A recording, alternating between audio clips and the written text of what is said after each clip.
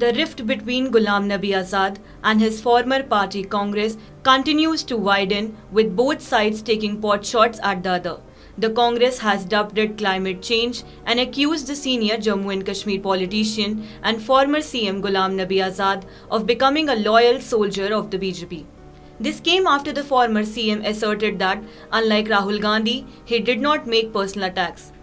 Azad had ended his 5-decade-long association with the Congress last month, lashing out at Rahul Gandhi for demolishing the party's entire consultative mechanism.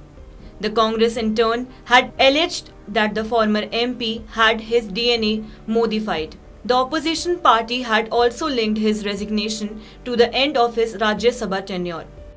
In turn to this, Ghulam Nabi Azad said he criticized PM Modi's policy as the leader of opposition for 7 years, sitting across him in parliament, and the only difference between him and Rahul Gandhi is that he doesn't make personal attacks on anyone. Again targeting Rahul Gandhi, he said that Rahul Gandhi started associating him with the BJP after the G23 was formed.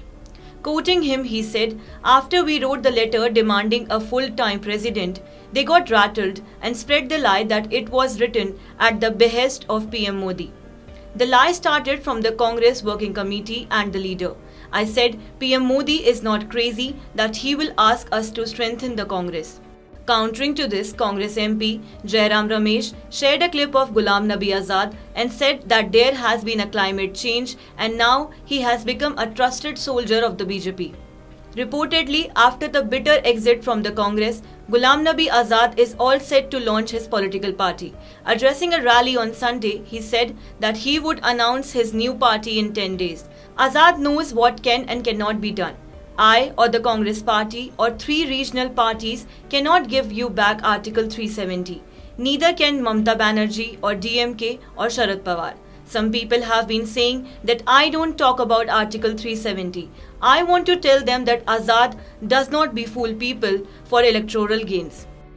Subscribe to One India channel and never miss an update.